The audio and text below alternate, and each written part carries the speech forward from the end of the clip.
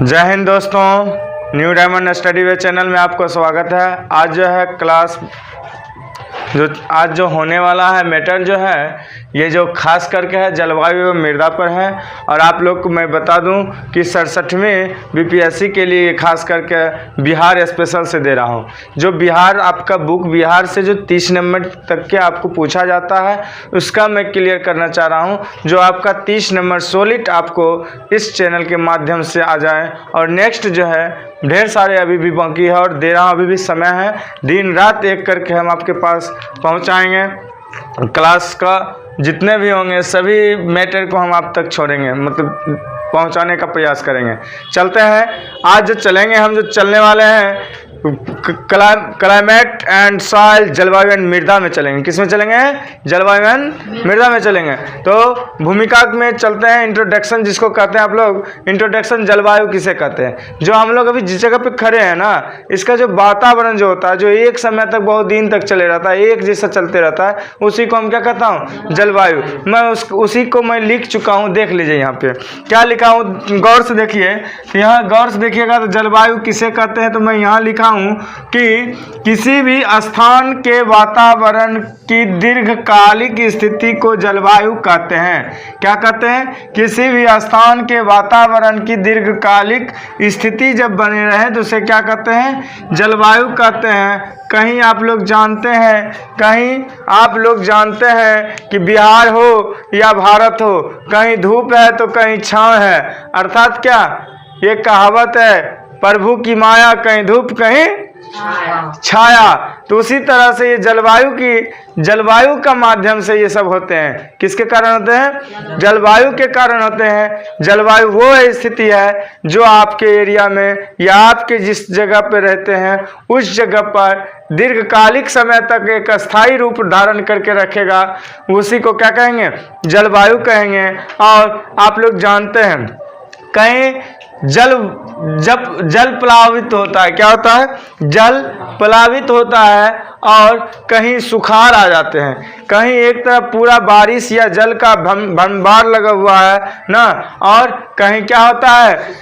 पीने के लिए भी पानी का आफत पड़ा हुआ है। तो आप लोग जानते हैं, इस करते हुए तो अभी हम चल रहे हैं, बिहार की स्थिति में चल रहे हैं। तो बिहार की जलवायु के बारे में जानेंगे तो हम बता सकते हैं कि ये सभी एक जगह जलवायु रहता है।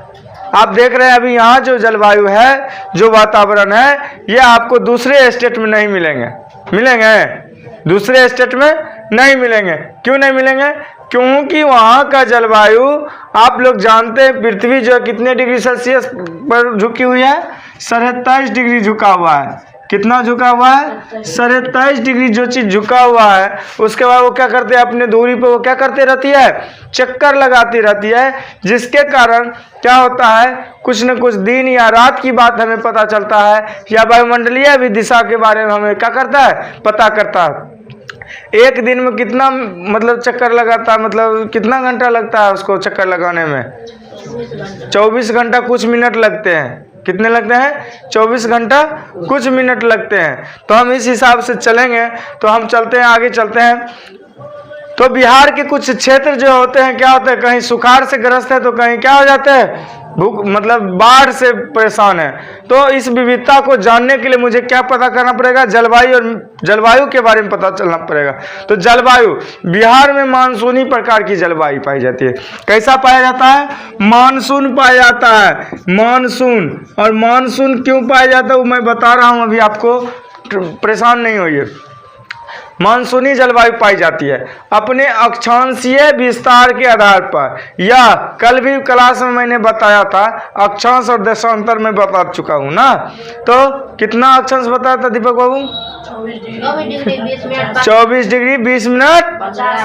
वाह, बढ़िया बात है। चलिए, और पूर्वीय देशांतर को बोलिए।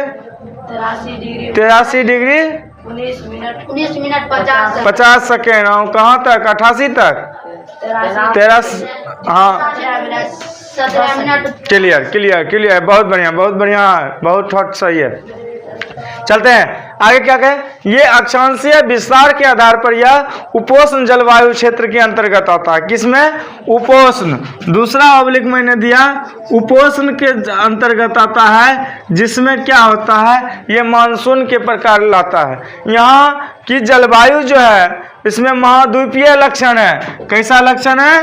महाद्वीपीय लक्षण है।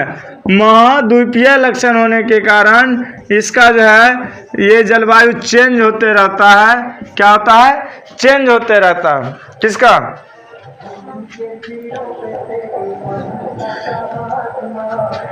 ये अपना वातावरण क्या होता है? चेंज होने लगता है।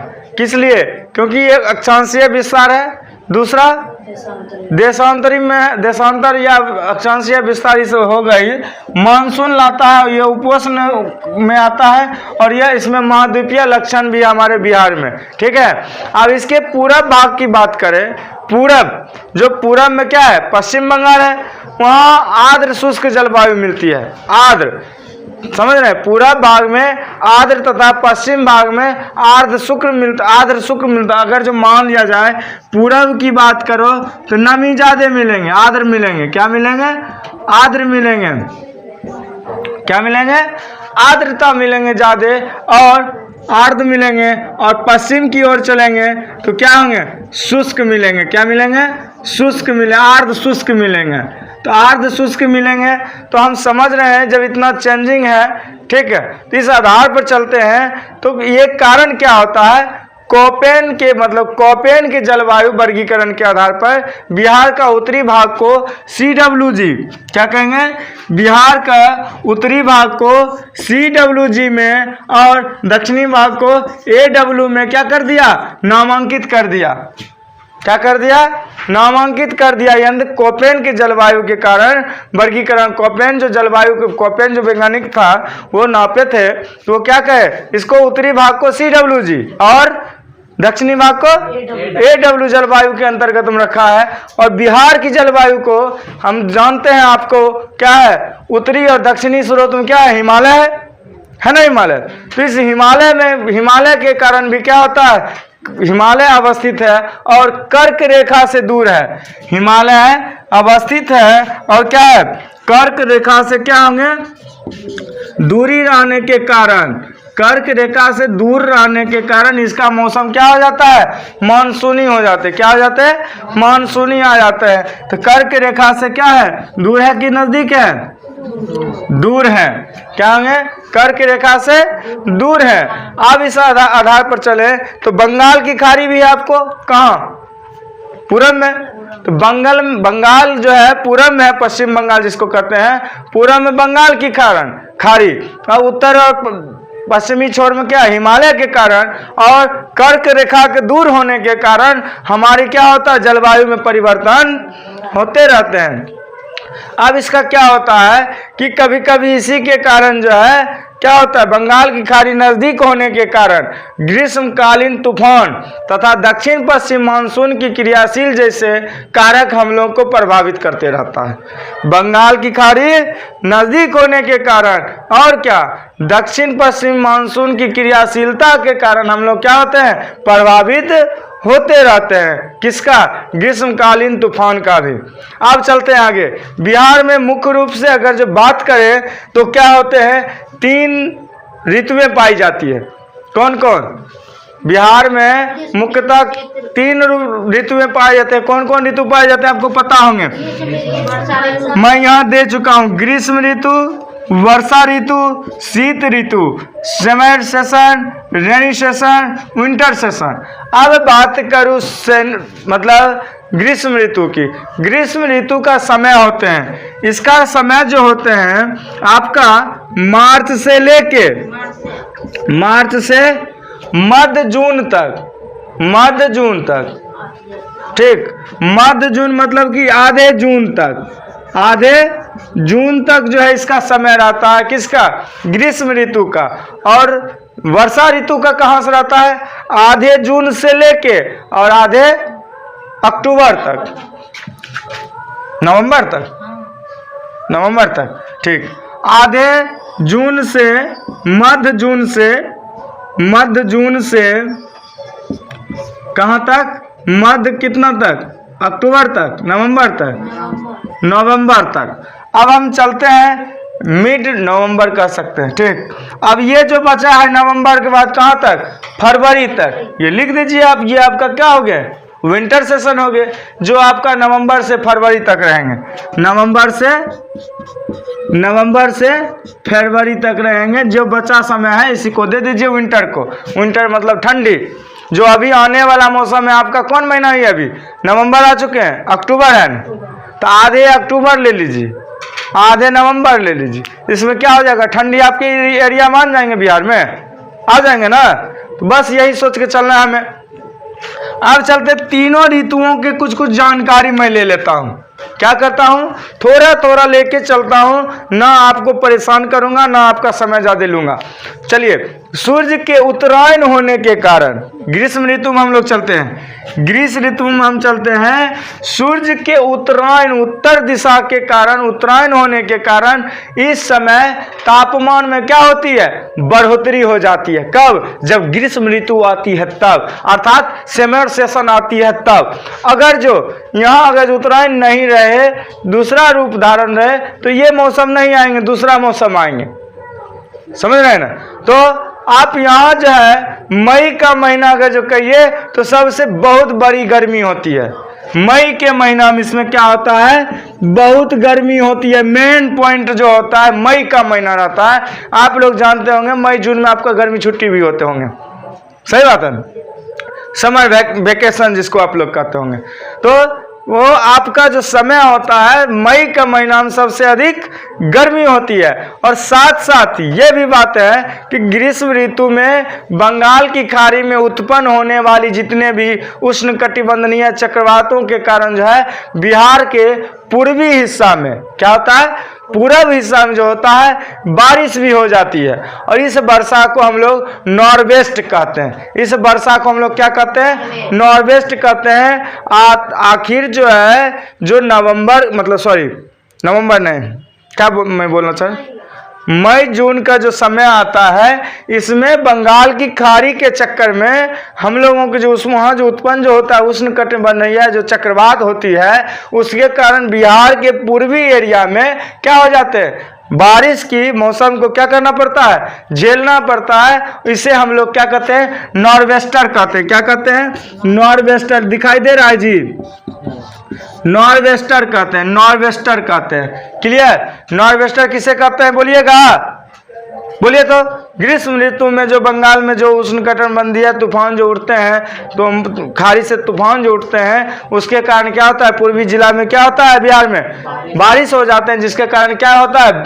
हम उसे क्या कहते हैं? नॉर्वेस्टर कहते हैं। क्या कहते हैं? नॉर्वेस्टर कहते हैं। बिहार का सबसे अगर गर्म स्थान कहे, मैं पीछे क्लास में दिया हूँ, सबसे गर्म स्थान बिहार में सबसे ज्यादा गया, एकदम राइट। और सबसे ठंडा भी गया ही है।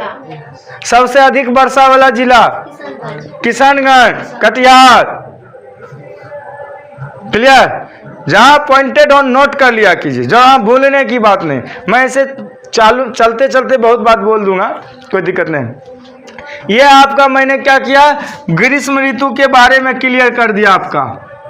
क्लियर? अब मैं चलूंगा वर्षा ऋतु के बारे में, रेनी सेशन के बारे में। इसका सेशन मैंने यहाँ लिख दिया हूँ, मध्य जून से मध्य नवंबर तक। क्या लिखा मैंने? मध्य जून से मध्य नवंबर तक। अब बिहार में आप लोग जानते हैं बिहार में मानसून आगमन मध्य जून में, और कहाँ तक रहता है? नवंबर तक रहते हैं। आधी नवंबर तक मतलब रहते हैं, मध्य नवंबर तक रहते हैं। क्लियर? यह क्या होता है? अब ये कारण क्या होता है कि यहाँ जुलाई एवं अगस्त में क्या होता है? अत्यधिक वर्षा होता है। क्या होता है? अत्यधिक वर्षा होता है। बिहार में वर्षा मुख्य रूप से दक्षिणी और पश्चिमी मानसून के कारण होता है। आप यहाँ से अगर जिस आप देख रहे हैं तो गया बिहार का दक्षिणी क्षेत्र में है, और पश्चिमी क्षेत्र से मानसून जो टकराता है उसके कारण क्या होता है? गया में क्या होता है? पश्चिमी और इस सब एरिया क्षेत्र में क्या होगा? बारिश होगा। किधर? दक्षिणी पश्चिमी मानसून के कारण होता है। यहाँ की औसत वार्षिक जो होती है, औसत वर्षा जो होती है कितना होना चाहिए आपको पता है? 125 सेंटीमीटर अगर जो होंगे, कितने होंगे? 125 सेंटीमीटर क्या होंगे? बारिश होनी चाहिए या होते हैं। अब यहाँ अगर जो कहा जाए, कहाँ पे? बिहार में वर्षा ऋतु में क्या होते हैं कि 125 सेंटीमीटर क्या होनी चाहिए? वर्षा होनी चाहिए। नोट करते जाइए जहाँ प्रॉब्लम ना हो। यहाँ सर्वाधिक जो वर्षा होती है, मैं अभी से पहले तुरंत बोला हूँ, क्वेश्चन क्या बोला हूँ? सर्वाधिक वर्षा कहाँ होती है? नहीं, वर्षा किशनगंज। हाँ एकदम राइट। किशनगंज में वर्षा बहुत बढ़िया होती है। और सबसे कम वर्षा कहाँ होता है जानते हो? पटना में, औरंगाबाद में। पटना औरंगाबाद बाबू एक ही लगातार है, समझ रहे हो ना? लगातार ये मतलब कुछ ही डिस्टेंस पे मतलब चलना शुरू करोगे तो औरंगाबाद पटने होके जाओगे। क्लियर है ना? यहाँ से अब चलते हैं। तो पटना में क्या होता है? बारिश जो है कम होती है, और उस क्षेत्र में ही कम हो। पटना ऐसा नहीं ना कि उतना पटने में खास करके यहीं पर जो है बारिश कम होगा, उस क्षेत्र का आसपास वाले भी जिला में न पकड़ सकता है। बस चलते हैं। सबसे कम वर्षा पटना की क्षेत्र की ओर मानिए, ठीक है। स्थित यहाँ त्रिकोणीय भूखंड पर होती है। क्या होता है? त्रिकोणीय मतलब तिरछा, त्रिभुज की तरह से बना देता है। कैसा बनाता है? त्रिभुज की तरह। बारिश भी होगी, त्रिभुजिया होगी। क्या होगी? त्रिभुजिया होगा। इस राज्य में मानसून प्रत्यावर्तन का काल मध्य अक्टूबर से क्या होता है? नवंबर तक होता है। और उसके बाद जब नवंबर खत्म होता है तो हम लोग आधा अक्टूबर नवंबर में आ गए, तो आधा अक्टूबर नवंबर के बाद क्या आ जाता है जी? शीत ऋतु आ जाते हैं। क्या कौन ऋतु आ जाते हैं? शीत ऋतु, विंटर सेशन आ जाते हैं। कौन सेशन आ जाते हैं? Winter session. विंटर सेशन का मतलब आप लोग जानते हैं ठंडी कब आते हैं आप लोग को। अभी जो आने वाला समय वो क्या है? ठंडी है। आने वाला डेट कौन है? नवंबर है ना। तो इस ऋतु में भूमध्य सागरीय क्षेत्र में उत्पन्न होने वाला जो चक्रवाती तूफान होता है, इसमें नोट करते जाइएगा। इसमें कौन तूफान आते हैं? चक्रवाती तूफान की थोड़ा झंझावाती वर्षा होता है, झुंझुन वाला, मतलब बूंदा बूंदी बारिश होते रहता है, झिमिर झिमिर वाला, टिप टिप टिप वाला। यह वर्षा रबी की फसल के लिए बहुत ही क्या है? लाभदायक होता है। क्या होता है? रबी की फसल के लिए, रबी फसल के लिए क्या होता है जी? बहुत ही लाभदायक होता है। कौन? ये वर्षा जो होने वाला रहता है वो। और साथ ही साथ माना जाए बिहार में शीत ऋतु सबसे अधिक ठंडा महीना जनवरी का होता है। इस समय औसत न्यूनतम माना जाए ताप 7.5 डिग्री होगा। 7.5 डिग्री अर्थात 7.5 डिग्री क्या होगा? ठंडा होंगे। ठंड कितना गिरेंगे? 7.5 डिग्री सेल्सियस में रहेंगे। क्लियर? अब इस आधार पर चलिए, तो अगल बगल जितना भी जगह होगा क्या होगा? यही रेट में रहेगा। 7.5 पर रहेगा। कभी कभी हो सकता है माइनस भी हो सकते हैं। क्लियर? लेकिन इतना आकलन लगाया गया है कितना आपको होंगे। अब चलता हूं। मैं पहले ही बोल दिया था क्लाइमेट एंड सॉइल, तो क्लाइमेट के बारे में हम जान चुके हैं, जलवायु के बारे में हम समझ चुके हैं। अब मैं आगे नेक्स्ट बढ़ूं, किसमें? सॉइल में चलूं, मृदा मिट्टी में चलूं? बोलिए, चलूं? जोर से बोलो। चलता हूं। मृदा मिट्टी में चला, सॉइल में। अब मिट्टी के बारे में जान लीजिए। आप लोग के पास मिट्टी है खेत जोतने के लिए। किसी किसी क्षेत्र में मिट्टी का कलर या मिट्टी का हाव भाव देखते हैं, कुछ अलग अलग दिखता है ना। तो बिहार सरकार के कृषि अनुसंधान विभाग के द्वारा भौतिक, रासायनिक तथा संरचनात्मक, क्या कहेंगे? भौतिक, रासायनिक और संरचनात्मक दृष्टिकोण से, मतलब उसके आधार पर से यहाँ की मृदा को 3 भागों में बांटा गया है। कितने भागों में? 3 भागों में। और जो 3 भाग है आपका ये है, गंगा के उत्तरी मैदान और गंगा के दक्षिणी मैदान और दक्षिणी पठार। तीनों एरिया को नाप के, तीनों एरिया को मापने के बाद मिट्टी के बारे में बोला गया है। अब पहला है गंगा की उत्तरी मैदान। पहला क्या है? गंगा का उत्तरी मैदान। अब गंगा का उत्तरी मैदान भी 3 भाग में बट गया है। एक दलदली क्षेत्र, एक खादर क्षेत्र, एक बलसुंदरी। बिसुंदरी काहे बोलता है रे? बलसुंदरी। ठीक है। हाँ देखिए, मजाक करना हो तो ठीक है, इतना जोर से बोल देते नहीं आ जाता हवा। ठीक, तो चलिए, गंगा में अगर मिट्टी की बात करें तो कितने हैं? 3। और 3 में गंगा के उत्तरी मैदान की मृदा, गंगा के दक्षिणी मैदान की मृदा, दक्षिणी पदार्थ की मृदा, तीनों क्लियर है। आगे मैं चलूं, गंगा के उत्तरी मैदान की मृदा तो क्या है? दलदली या तराई क्षेत्र की मृदा, और खादर या नवीन जलोढ़ की मृदा, बलसुंदरी मृदा या बांगर, बानर नहीं, फिर बांगर मिट्टी। ठीक है, चलूं आगे बढ़ते हैं। तो इस तीनों के बारे में जानते हैं थोड़े थोड़े करके। पहले गंगा की उत्तरी सीमा के चलेंगे, उसके बाद गंगा के इसके बारे में जान के फिर दूसरे पार्ट में चलेंगे। किसके बारे में? दक्षिणी वाले में चलेंगे। पहले मैं उत्तरी के बारे में जानूं। गंगा का जो बात करूं, गंगा के उत्तरी मैदान में, गंगा के उत्तरी मैदान में पाई जाने वाली मृदा जलोढ़ प्रकार की होती है। कैसी होती है? जलोढ़। कैसा होता है जी? जलोढ़। मैं पीछे वाला कौन सा होता क्लास जो कल परसों मैंने दिया था, जो इसमें बताया था जलोढ़ मिट्टी कितना से कितना पाया जाता है, वो पठारिया वाला में पढ़ाया था ना अभी कल परसों में। तो क्या था उसमें? हाँ, चलिए, याद रखते नहीं आप लोग। हाँ, जलोढ़ मिट्टी के बारे में चलते हैं ना। तो इसमें क्या पाए जाते हैं? जलोढ़ प्रकार की होती है। इस मिट्टी में क्या क्या मिल जाता है आप लोग को पता है? बहुत चीज मिलते हैं। अवरक मिलते हैं। क्या मिलते हैं? अवरक मिलते हैं। और क्या मिलते हैं पता है? लोहे मिलते हैं, अयस्क, अयस्क मिलते हैं। क्लियर? और क्या मिलते हैं पता है? क्वार्टज मिलते हैं, फेल्सपार मिलते हैं। क्या मिलते हैं? क्वार्टज मिलते हैं, क्वार्टज मिलते हैं, फेल्सपार मिलते हैं। कलम बदल दूं, फेल्सपार मिलते हैं। ठीक है, और कुछ मिलते हैं, खनिज मिलते हैं, यही सब मिलते हैं। खनिज प्रचुर मात्रा में मिलते हैं। खनिज उनिज जो होता है लिख लीजिए। कहाँ पे? जलोढ़ मिट्टी में। और क्षेत्र कौन होंगे? गंगा के उत्तरी मैदान की बात कर रहा हूं मैं। क्लियर?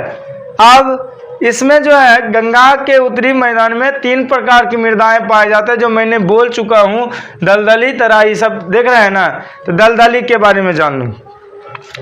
दलदली या तराई के क्षेत्र के लिए मैं यहाँ नोट करता हूँ। तो दलदली या तराई के क्षेत्र की मृदा में यह मिट्टी बिहार की उत्तरी सीमा से लेकर पश्चिमी चंपारण की पहाड़ियों के लिए है। दलदली क्षेत्र जो है पश्चिमी चंपारण देख रहे हैं, कौन मंडल में आता है? तिरहुत मंडल में। तो तिरहुत मंडल में पश्चिमी चंपारण आता है, तो उसके पहाड़ियों तक के लिए ये है। और साथ साथ आगे जो है किशनगंज तक 5 से 7 किलोमीटर की चौड़ी पट्टी के रूप में है। कितना? 5 से 7 किलोमीटर चौड़ी। बी लिख देता हूँ, समझ रहे हैं ना। चौड़ाई कितना है इसका? 5 से 7 सेंटीमीटर। लंबाई तो समझ गए कहाँ से कहाँ तक हुआ। आप उठाइए तो पश्चिमी चंपारण से उठाइए, और साथ साथ मतलब उत्तरी सीमा से लेके पश्चिमी चंपारण तक, और साथ साथ किशनगंज तक लेते जाइए। क्लियर है? यहाँ पर चलूँ तो ये चौड़ी पट्टी है। इसका रंग कैसा होगा जी? इसका रंग हल्का पीला और तथा भूरा होगा। इसका रंग कैसा होगा? रंग इसका अगर जो बात करूं तो क्या होगा? हल्का पीला और भूरा होंगे। क्या होंगे? भूरा, ब्राउन। ठीक, तो हम इसमें चलते हैं कि इसकी कलर के बारे में हम समझ गए हैं। तो इस मिट्टी के ज्यादातर भागों में क्या होता है? कंकर तथा रेत की मात्रा होती है। कैसा होता है? कंकर, क्या होता है? कंकर होता है, पथरीली टाइप का। ठीक है, और रेत की इसमें क्या होता है? अधिकता रहता है। कंकर और रेत इसमें, इस मिट्टी में, कौन मिट्टी में? दलदली या तराई क्षेत्र की मिट्टी में। यहां तक समझ में आ गए? इसकी बात एक और बात कीजिए तो इस मिट्टी की उर्वरता मध्यम होती है, इतना अधिक उपज नहीं होती है, मिडिल क्लास में होता है। ये आपका दलदली क्लियर कर दिया मैंने। अब है खादर या नवीन जलोढ़ मृदा। नवीन का अर्थ होता है नया, खादर मतलब खदा को भर के तैयार करने वाला। क्लियर? समझ रहे हैं ना। इस मिट्टी का सहरसा, मुजफ्फरपुर, समझ रहे हैं ना, सहरसा, मुजफ्फरपुर, दरभंगा, चंपारण तथा पूर्णिया जिले तक इसकी काया है, एकदम फैला हुआ है। समझ रहे हैं ना, कहाँ तक फैला हुआ है? पूर्णिया तक और इधर चंपारण तक। तो इस क्षेत्र में सर्वाधिक विस्तार पाया गया है। और यहाँ मिट्टी जो है इसका खासियत है बहुत उर्वरा होती है। इसमें क्या होता है? बहुत उर्वरा होती है। 2 नंबर में बहुत उर्वरा होती है। उर्वरा होने के लिए इसमें क्या होगा? फसल अच्छे उगेंगे, क्या होंगे? किसानों को क्या होंगे? फायदा होंगे। और अच्छा उपज के लिए हम लोग इसमें क्या क्या लगाते हैं पता है? नहीं पता है? धान, गेहूं, जूट, हल्दी, क्या क्या नहीं लगाता हूँ। जितना भी फसल होते हैं अक्सर सब फसल लगा देते हैं। इसका रंग कैसा होता है? कैसा? गहरे भूरे रंग का। गहरे भूरे रंग का, लिख लीजिए, गहरे भूरे रंग का। यहाँ दिखाई दे रहा है, गहरे भूरे रंग का इसका कलर होता है। और इस पर जो है आप लोग बढ़िया उपज करते हैं। और ये खेत आप लोग के जिला के होते हुए गुजरता है। सहरसा, दरभंगा, मुजफ्फरपुर, चंपारण जितना भी होता है ये सब क्या है? खादर मिट्टी है। खादर मिट्टी के बारे में पिछले वाला क्लास में दे चुका हूँ, दिया था ना। चलिए अब चलता हूँ विश्व सुंदरी के बारे में, मतलब बल सुंदरी के बारे में। मृदा तथा बांगर मिट्टी, ठीक है। एक तरफ दे दिया है विश्व सुंदरी, बल सुंदरी, एक तरफ नाम दे दिया है बांगर। ये मैच नहीं करता है। चलिए, यह पुरानी जलोढ़ है, ये पुराना है। ये क्या है? पुराना है। खादर नया था, लेकिन ये कौन है? पुराना मिट्टी है, जिसमें चूने की मात्रा जो है, जगह यहाँ लिखता हूँ, चूना जो है 30% है। चूना क्या है? 30% चूना है। दिखाई दे रहा है? इसमें कटर नहीं रहा है। 30% नहीं, मतलब 30% से अधिक भी बोल सकते हैं। हाँ, इस मिट्टी में प्राकृतिक क्षारीय तथा रंग हल्का भूरा है। इसका रंग कैसा होगा? हल्का भूरा और क्षारीय होगा। हल्का भूरा, और यह क्या होगा? क्षारीय होगा। कैसा होगा? क्षारीय होंगे। अब इस क्षारीय में क्या होता है कि मिट्टी की जो क्षारीय रंग हल्का भूरा या गहरा भूरा या सफेद होता है, कि तीनों लिख सकते हैं। यह मिट्टी पूर्णिया के दक्षिण भाग ले लेना। एक तरफ से चले तो पश्चिमी की ओर, उत्तरी भाग से चले कहाँ तक गए? चंपारण तक गए। और जान रहे हैं कि पूर्णिया लास्ट में जाके पहुंच रहा है। पूर्णिया, किशनगंज, कटिहार जो है लास्ट में जाके बसा हुआ है ना। इसलिए हम उसका कौन ओर लेंगे? दक्षिणी भाग से शुरू होकर, अब देखिए, सहरसा, दरभंगा, मुजफ्फरपुर के सभी के दक्षिणी भाग, समस्त सारण जिला, चंपारण के दक्षिणी पश्चिमी भाग में ये सब पाई जाती है। जिला के बारे में आप लोग हम पढ़ाए हुए हैं पीछे वाला वीडियो में, मैप के थ्रू या जिस तरह से मैं दिया था, आप लोग बहुत ही समझ गए होंगे। इस मृदा में, किसमें? कौन मृदा में? बल सुंदरी मृदा में या बांगर मिट्टी में कहिएगा तो इसमें क्या होता है? बहुत मस्त मस्त चीज मिलती है। अब कौन चीज? आंबा, लीची, केला, इसे एकदम मुख्य रूप से मिलता है। कौन कौन चीज? आम, लीची, केला, ये सब जितने भी हैं ठोस खाने वाला पदार्थ, जो भी फल है, ये मस्त उपज है इसका। और साथ साथ यहाँ धान भी, गेहूं भी, मक्का भी, इक्खू भी, तंबाकू रे, और ढेर सारे जो है क्या होते हैं? उपज होते रहते हैं। और ये मुख्य रूप से मिट्टी के बढ़िया मानिए तो ये बांगर जो है बढ़िया मिट्टी है, खादर भी बढ़िया है। सबसे खराब अगर जो है तो कौन है? दलदली या तराई क्षेत्र की मृदा, इसमें उपज मध्यम रहता है। क्लियर? आ गए हम लोग गंगा के दक्षिणी मैदान की मृदा पे। कहाँ आए हैं? गंगा के दक्षिणी मैदान की मृदा में। तो आप लोग कह सकते हैं गंगा के दक्षिणी मैदान में भी कितने प्रकार हैं? 3 प्रकार हैं। तो 3 प्रकार कौन कौन है? आप लोग दिख रहा है आपको? ताल की मिट्टी, ठीक है, उसका पुराने जलोढ़ की मिट्टी या केरल केवाल की मिट्टी कह सकते हैं, या बलथर की मृदा। तो हम लोग चलेंगे ताल की मिट्टी के बारे में जान ले।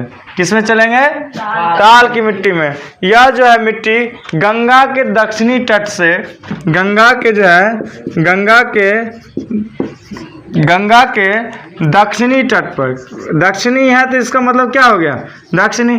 दो ही दिशा बांटा ही गया भारत, मतलब गंगा को उत्तरी दिशा, उत्तरी, और दक्षिणी को दक्षिणी।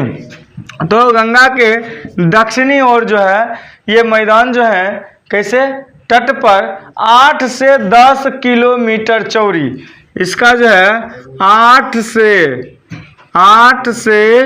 10 किलोमीटर तक चौड़ी यह जो है क्या है कौन, ताल की मिट्टी, और जो ताल के नाम से जाने जाते हैं। क्या नाम से जाने जाते हैं, ताल के नाम से जाने जाते हैं। ताल तो आप लोग समझ सकते हैं, ठीक, ताल की मिट्टी के बारे में। अब यहाँ कुछ नहीं रहा, ताल की मिट्टी के बारे में आप कह सकते हैं गंगा के दक्षिणी क्षेत्र में या तट पे, दक्षिणी तट पे आपको जो 8 किलोमीटर से लेके 10 किलोमीटर चौड़ी एक परत है, जिसे हम लोग क्या कहते हैं, ताल कहते हैं। क्लियर। यह मैदान से मोटे कणों वाले धूसर रंग की मिट्टी होती है। यह मैदान में महीन मतलब मैदान जो होता है महीन से मोटे कणों वाले धूसर रंग की मिट्टी होती है, जो काफ़ी उर्वरक होती है, मतलब खूब उपजा होता है। कलर इसका लिख लीजिए, कैसा बोला, महीन धूसी, धूसी बुझते हैं ना, इसका कलर थोड़ा चिपचिटाहट रहता है, थोड़ा गोरा, थोड़ा इस तरह से रहता है, ठीक है, और धूसी रंग रहता है, और मोटा कण भी रहता है इसमें, महीन से मोटे कणों रहता है, महीन से मोटे कण भी रहता है इसमें। क्लियर। तो मोटे कण भी रहते हैं, और साथ ही साथ इसमें जो उर्वरा शक्ति जो होता है काफ़ी बढ़िया रहता है। क्या रहता है, काफ़ी जो है उर्वरा शक्ति रहता है, बढ़िया उर्वर क्या रहता है, शक्ति, उर्वरा शक्ति खूब अच्छा रहता है। इसलिए हम क्या करते हैं, इसमें खेती करने में हम लोग को क्या होता है, फायदे होते हैं, अच्छे लगते हैं। यह मिट्टी रबी की फसल के लिए बहुत ही बढ़िया माना जाता है। रबी फसल के लिए क्या होता है, यह बहुत ही उत्तम माना जाता है, उत्तम, उत्तम की श्रेष्ठ मानिए, ठीक है, श्रेष्ठ मानिए इसको।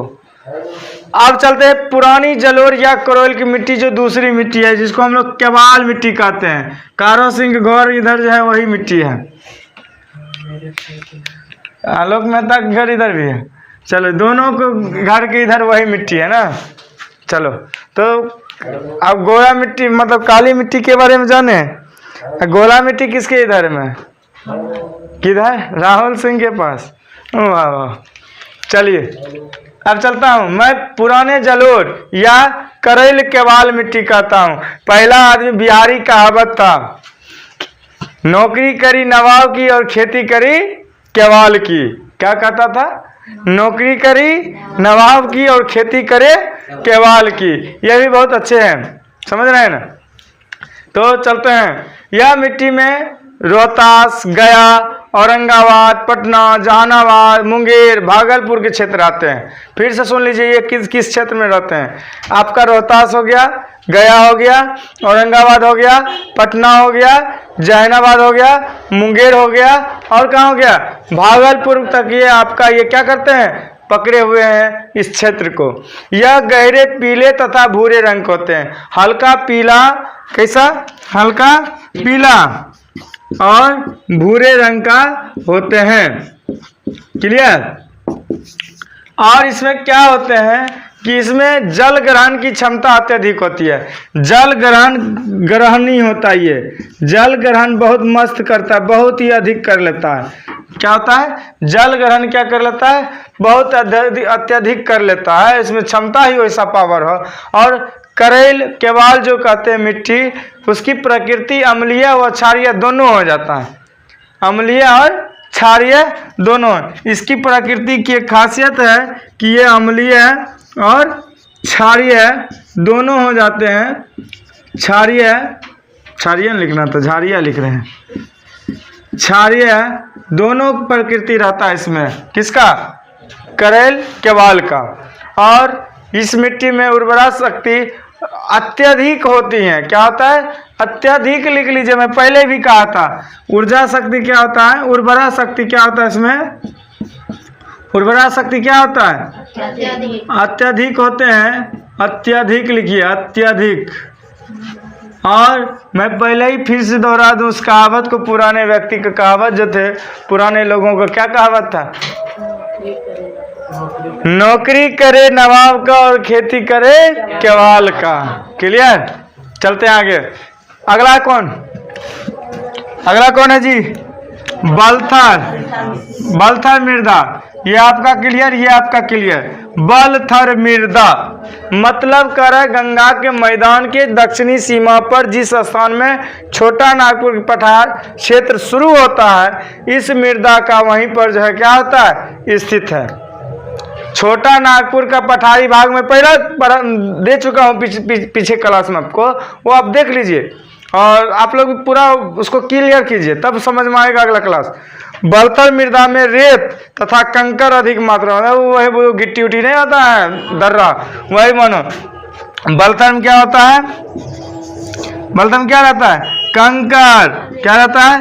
कंकर। बालू मानो कि मतलब उसी टाइप का बजरी तजरी टाइप का रहता है, रेता ये सब रहता है। ठीक है। और इसका रंग क्या होता है? पीला तथा लाल होता है। ठीक है। इस मिट्टी का प्रकृति अम्लीय होती है।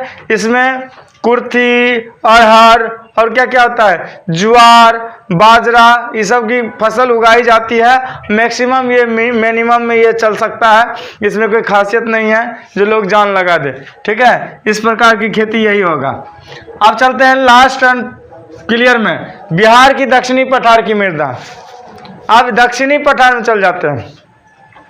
इसमें भी दो प्रकार के हैं। क्या है? ये दो प्रकार के हैं। कौन कौन? लाल और पीली मृदा और लाल बालुका युक्त मृदा। ठीक है। तो लाल एवं पीली मृदा के बारे में चलूं तो इस मृदा का निर्माण आग्नेय तथा रूपांतरित चट्टानों के टूटने से हुआ है। इसका क्या कैसे हुआ है? आग्नेय चट्टान जो था आप लोग पढ़े होंगे, आग्नेय चट्टान एंड कौन चट्टान? रूपांतरित चट्टान। रूपांतरित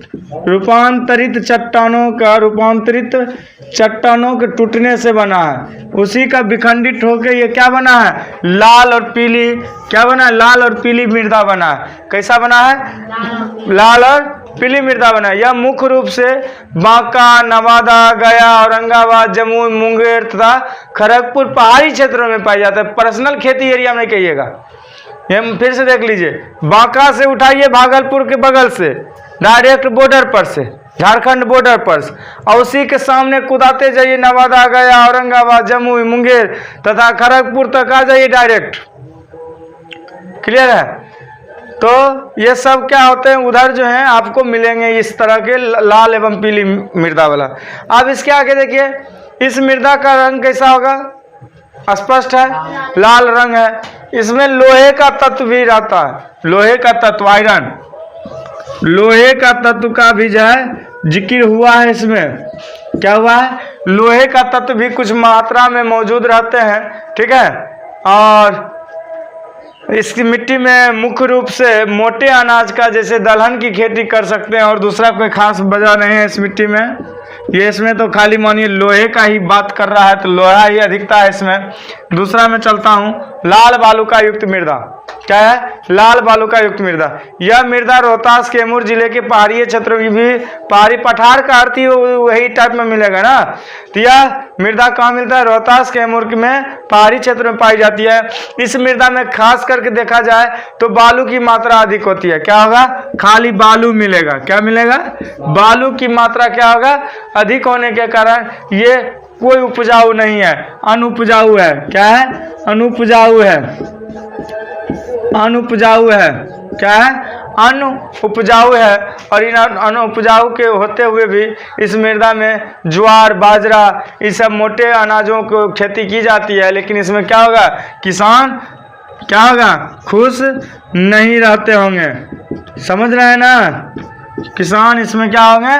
खुश नहीं रहते होंगे। ये आपका हो गया आपके मैदानी क्षेत्र के मतलब मृदा के बारे में। अब थोड़ा ये जान लूं कि बिहार में मृदा से संबंधित समस्या क्या क्या हुए। इतना तो आप लोग समझ गए होंगे। थोड़ा शॉर्टकट में चलता हूं। अब चलता हूँ, नदियों के प्रवाह क्षेत्र में पड़ने वाली वनस्पतियों के नष्ट हो जाने से अनियंत्रित पशुचारण, अनियंत्रित मतलब कि कोई लिमिटेशन नहीं रहा पशुचारण करने के लिए, पशुचारण करने के लिए कोई लिमिटेशन नहीं रहा, और पहाड़ों की ढाल पर होने वाली कृषि तथा अनियंत्रित खनन, मतलब उससे जितने भी चीज तत्व थे वो सब अनियंत्रित करके खनन हुआ, इस राज्य की उपजाऊ मिट्टी के भूपृष्ठीय आवरण क्या हो गया, काफी हानि पहुंच गया। उससे क्या हो गया, हम लोग को क्या हो गया, मृदा का अपरदन के कारण नदी घाटियों में अवसाद तथा बाढ़ जैसी समस्या उत्पन्न होने लगी है, और हम लोग बाढ़ के चपेट में आते रहते हैं। उत्तरी बिहार तो पूरा बाढ़े में डूबा रहता है। मृदा अपरदन की इस समस्या को बिहार का एक बड़ा हिस्सा प्रभावित होता है, जो आप लोग जान चुके हैं। अब इसका संरक्षित कैसे कीजिएगा, मिट्टी को बचाइएगा कैसे, आप लोग बोलिएगा, मिट्टी कैसे बचाओगे? अलग मतलब कोई बोलेगा मिट्टी कैसे बचाओगे, दिमाग लगाओ कुछ। सीढ़ी नुमा खेती, यारो ढलान पर फसल उपजाएंगे। और चलिए मैं कुछ बोल देता हूँ। जहाँ परती घास होगा, जहाँ भूमि है परती, वहाँ घास हुआ पेड़ पौधा लगा दीजिए सर्वप्रथम। आज जाइए अपने घर पर, जहाँ परती जगह होगा वहाँ क्या लगा दीजिएगा, घास पौधा। अभी जान नहीं 5 से 5 फीट से ज़्यादा अगर जो आपका, या 2 फीट 3 फीट से ज़्यादा गड्ढा खून दीजिएगा ना, आपको मिट्टी विभाग का जो कानून होता है वो आपको FIR कर देगा। क्या कर देगा, FIR कर देगा। मिट्टी अब खनन बंद हो गया, कटाव बंद हो गया। आप लोग भी जानते होंगे कहीं अगर जो 3 फीट से ज़्यादा 4 फीट से ज़्यादा मिट्टी अगर खनन करे, कुंड बनावे, तो आप FIR कर सकते हैं, किसी पर क्लेम कर सकते हैं। ठीक है, उस पर पहले रोक लगाइए जल्दी। पर्वतीय ढालों पर वृक्षारोपण लगा दीजिए। जहाँ पहाड़ पत्थर पहाड़ी एरिया है आप लोग के इधर, तो वहाँ क्या लगा दीजिए, वृक्ष लगा दीजिए प्रयास करके। और क्या करता है, परिरेखीय जुताई तथा पट्टी कृषि पद्धति का जो है बल दीजिए, समझ रहे हैं ना। और पर्वतीय ढालों पर सीढ़ी नुमा खेत बना लीजिए और उस पर कृषि का कार्य कीजिए। क्लियर।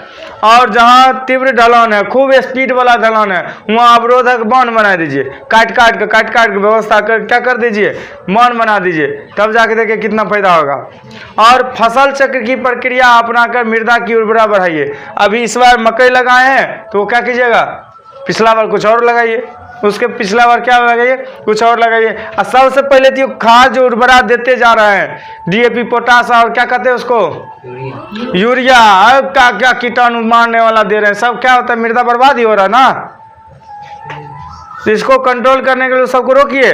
आप जो है अपना क्या कहते हैं उसको, गाय का गोबर वाला जो बनता है खाद, कार्बनिक खाद, वो बनाइए, वो उसको यूज कीजिए, वो सब बंद कीजिए, सब फैक्ट्री वाला सामान सब। और अति संचरण पर नियंत्रण कीजिए। और वृक्षारोपण में क्या कीजिए, हुमच के पूरा जोर लगा के वृक्षारोपण कीजिए, पूरा पावर लगा के। चलिए दोस्तों, आज तक इतना ही है आप लोग के पास। जो इस क्लास जो है, अगर जो आप लोग इसका सब्सक्राइब नहीं किए हैं, मैं चाह रहा हूँ इसका अगर जो अच्छी क्लास चल रहे हैं तो आप शेयर कीजिए। शेयर करने में नहीं रुकिए। शेयर करने से ये होंगे कि आपका ये शेयर कहीं ना कहीं किसी के लाइफ का फर्स्ट पॉइंट हो सकते हैं। इसका क्वेश्चन आंसर भी मैं MCQ भी करवाऊंगा, लेकिन पहले इसका जो है थ्योरी क्लियर कर लूँ, उसके बाद मैं एक एक करके सभी का क्वेश्चन कंटेंट तैयार कर रहा हूँ, उसका पूरा डालूंगा। तो आप लोग सिर्फ बने रहिए न्यू डायमंड स्टडी वे चैनल के साथ। चलते चलते जय हिंद।